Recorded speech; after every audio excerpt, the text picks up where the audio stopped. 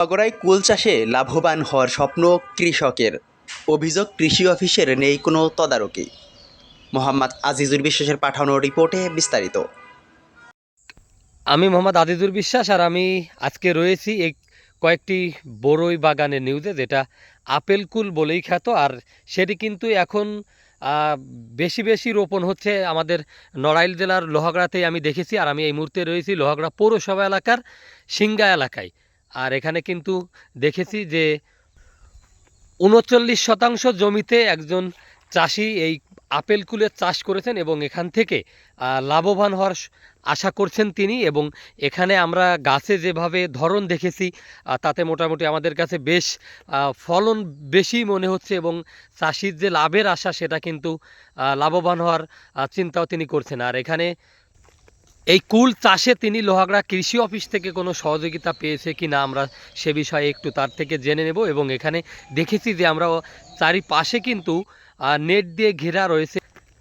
আর এই নেট দিয়ে যদি ঘেরা না হয় তাহলে কিন্তু এখানে পশু পাখিতে এই কুলগুলো খেয়ে ফেলবে, এমনটি কিন্তু চিত্র আমরা দেখেছি এই কুলবাগান থেকে।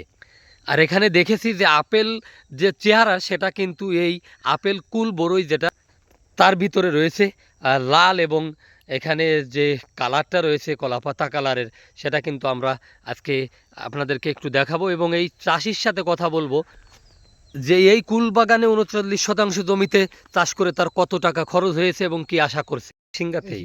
আচ্ছা, এই যে এখানে কতটুকু জমিতে আপনি কুল চাষ করছেন? এখানে আছে 13-19 শতক, আর ওখানে আছে 18-19 শতক। ওরা আবার এই 13 শতক আর ওইটা হচ্ছে 19 শতক, অর্থাৎ 32% জমিতে।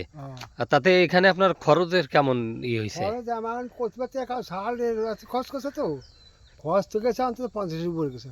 50-এর উপরে, কিন্তু এই গাছে যে ধরন দেখা যাচ্ছে এতে করে আপনি লাভের আশঙ্কা কেমন করছেন? আশা করি যে হবে, কিছু আশা করা যাচ্ছে।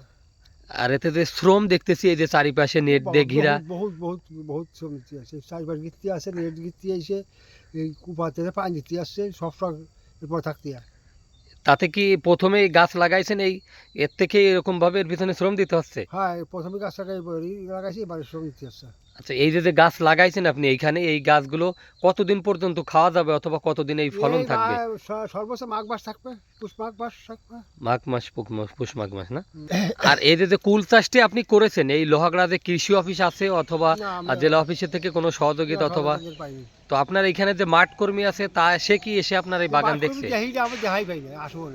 কখনো কি আপনি গেছেন লোহাগড়া কৃষি অফিসে?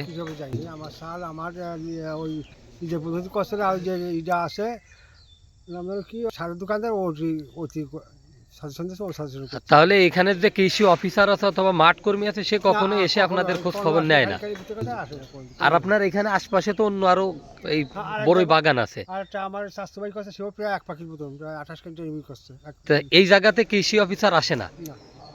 তাই এখানে যদি আপনাদের এই কৃষি অফিস থেকে সহযোগিতা করে অথবা বিভিন্ন সার বীজ পরামর্শ দেয় তাতে আপনারা কি আরো ভালো কিছু? দেয় না তো, আমাকে আসো না, খবর দেয় না, খবর পাইব না আমরা। কৃষি কোনো কাজে আসে না, কৃষিও যে কৃষি কাজ করছে তাও কোনোদিন আসে না। আমরা কিন্তু এখানে কথা বলেছিলাম যে কুলবা চাষি রয়েছেন দাউদ শেখ, তার সাথে কিন্তু কথা বলেছিলাম। তিনি কিন্তু গুরুতর অভিযোগ করেছেন লোহাগড়া কৃষি অফিসের প্রতি এবং তিনি জানিয়েছেন যে এই লোহাগড়া কৃষি অফিস থেকে তাদের এই পর্যন্ত কোনো সহযোগিতা পরামর্শ কিন্তু দেন নাই। কিন্তু আমরা জানি যে লোহাগড়া কৃষি অফিসের লোহাগড়া পৌরসভাতে 2-3 জন ব্যক্তি কিন্তু দায়িত্ব রয়েছেন উপসহকারী কৃষি কর্মকর্তা হিসাবে, এবং এছাড়া কিন্তু লোহাগড়ার যে কৃষি অফিসার রয়েছেন আমরা কিন্তু তার সাথে কথা বলার চেষ্টা করবো এই বিষয় নিয়ে। আর এই যে দুটি বাগান আমরা ঘুরে দেখালাম, এখানে যে কুল যে ধরন আমরা যদি সেটা আপনাদেরকে একটু দেখিয়ে দিই গাছে, আর এখানে যদি কৃষক সহযোগিতা পায় কৃষি অফিস থেকে তাতে করে তারা লাভবান হওয়ার চিন্তা দেখছে।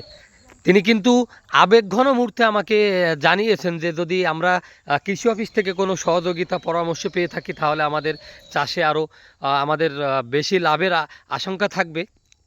এর পরবর্তীতে দর্শক আমি আপনাদের কিন্তু আজকের এই ভিডিওর মাধ্যমে দেখিয়ে দিলাম যে একজন চাষি প্রকৃত যদি কোনোভাবে শ্রম দেয় সেটা কিন্তু বিফলে যায় না, অবশ্যই তার লাভের আশঙ্কা থাকে।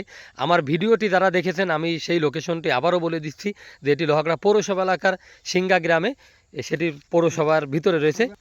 আর এর পার্শ্ববর্তী কিন্তু রয়েছে রাজপুর। আজকে কিন্তু আমরা এই দুটি কুল বাগান তার ঘুরে দেখলাম, আর এখানে গাছে যেভাবে ধরন দেখেছি তাতে সে যদি কৃষি অফিসের সহযোগিতা পায় এবং পরামর্শ পেলেও তাদের এখান থেকে অনেক লাভের আশঙ্কা রয়েছে তাদের মধ্যে। আর এই কুল চাষে তাদের যে শ্রম এবং যে খরচ হয়েছে সেটা যদি আমরা আজকে আপনাদেরকে একটু আরও দেখিয়ে দিই।